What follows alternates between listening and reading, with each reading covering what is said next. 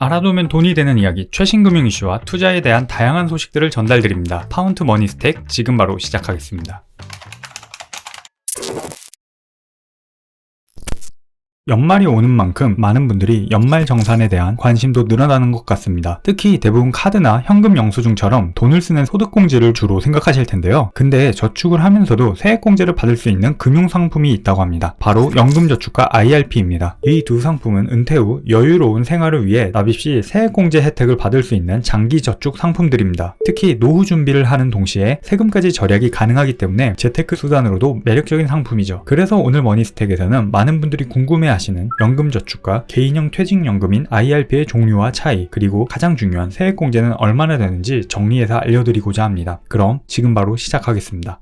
우선 연금저축과 IRP, 이 두 상품은 어떤 공통점이 있을까요? 먼저 가장 큰 공통점은 저축을 해서 나중에 55세 이후에 연금으로 수령할 수 있는 상품이라는 점입니다. 또한 두 상품 모두 보통 은행이나 보험사, 증권사에서 가입할 수 있으며 어떤 금융기관에 가입하는지에 따라 상품의 종류가 달라진다는 점 역시 동일합니다. 예를 들어 연금저축의 경우 은행 상품일 경우 연금저축신탁, 증권사 상품일 경우 연금저축펀드, 보험사 상품일 경우 연금저축보험이라고 합니다.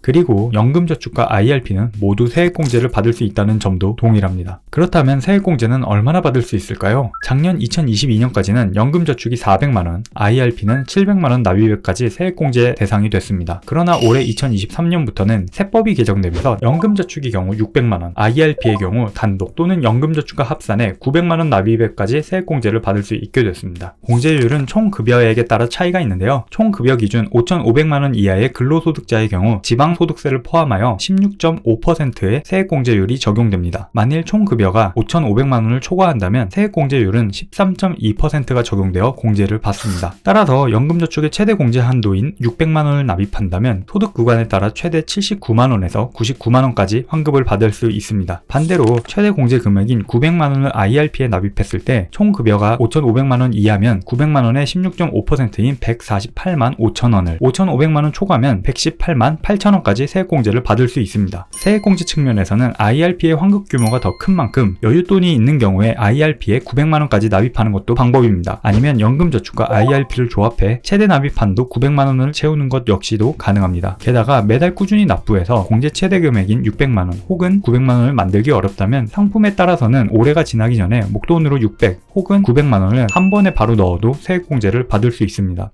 그렇다면 이 두 상품의 차이점은 어떤 게 있고 어떤 것을 가입해야 할까요? 우선 두 상품의 가입 대상자 범위가 다릅니다. 연금저축은 국내 거주자 누구나 가입이 가능한 반면 IRP는 소득이 있는 취업자만 가입을 할 수 있습니다. 두 상품은 또한 상품 운용 가능 범위에 차이가 있습니다. IRP 계좌는 말 그대로 계좌이기 때문에 원금 보장이 가능한 은행의 예금뿐만 아니라 리츠, 실적배당보험, 인프라 펀드, ETF 등까지 거의 모든 유형의 금융상품에 투자를 할 수 있습니다. 반면 연금저축의 경우 해당 연금저축에 가입한 금융사에서 취급하는 연금펀드와 ETF만 매수할 수 있어 상품 선택의 제한에는 차이가 있습니다. 또한 연금저축의 경우 주식형 자산에 100%까지 투자할 수 있지만 IRP는 적립금의 70%까지만 주식형 펀드나 ETF 등의 위험자산에 투자할 수 있습니다. 따라서 은퇴 시점까지 투자 기간이 충분히 남은 사회초년생이면서 공격적인 투자를 선호한다면 IRP보다는 연금저축의 납입 비중을 높이는 게 유리합니다. 반대로 다양한 상품에 투자하면서 원금 보장형 상품의 비중을 높여 안정적으로 투자하고 싶으신 분, 세제 혜택을 최대로 한 번에 받고 관리하실 분들께서는 IRP가 더 맞을 수도 있죠. 또한 IRP에는 계좌관리 수수료가 붙습니다. 회사마다 차이가 있지만 평균적으로 적립금의 0.3% 내외 수준에서 수수료가 붙으니 이러한 점들을 고려해서 나의 자산 상황과 투자 성향에 맞게 상품을 선택하는 것이 중요합니다. 다만 두 상품 모두 노후 대비를 위한 연금형 상품입니다. 따라서 중도 해지나 중도 인출 시 페널티가 생기기 때문에 가입 전 신중하게 정해야 합니다. IRP의 경우 중도 인출은 무주택자의 주택 구입, 요양 등 법에서 정한 몇 가지 사유에 해당할 경우에만 가능합니다. 반면 연금저축은 제약 없이 중도 인출이 자유롭지만 해지하게 될 경우 세액공제 받았던 납입금과 운용수익에 대해서 기타 소득세 16.5%가 부과됩니다. 또한 납입기간에 세제 혜택을 받은 대신 연금을 수령할 때는 그에 대한 연금소득세를 냅니다. 연금소득세율은 수령 당시 가입자 나이에 따라 55세에서 70세까지는 5.5%, 70세에서 80세는 4.4%, 80세 이상은 3.3% 정도를 내게 된다는 점도 고려해야 합니다. 다만 연금보험의 경우 납입 시엔 세제 혜택을 받지 않는 대신 수령 시에는 세금을 면제받을 수 있습니다. 그러나 연금보험 역시 보험 가입료를 월 150만원 이내로 5년 이상 가입해야 하고 계약을 10년 이상 유지해야 한다는 조건이 있습니다. 만일 가입 후 10년이 되기도 전에 보험을 중도 해지하면 보험 차익에 대해 15.4%의 세금을 내야 하죠. 결국 연금저축과 IRP 모두 지금 세액공제만을 생각하면 무리하게 넣지 말고 내가 처한 경제 상황을 고려해 노후까지 해지하지 않고 적립할 수 있는 적절한 금액을 유지하는 것이 중요합니다.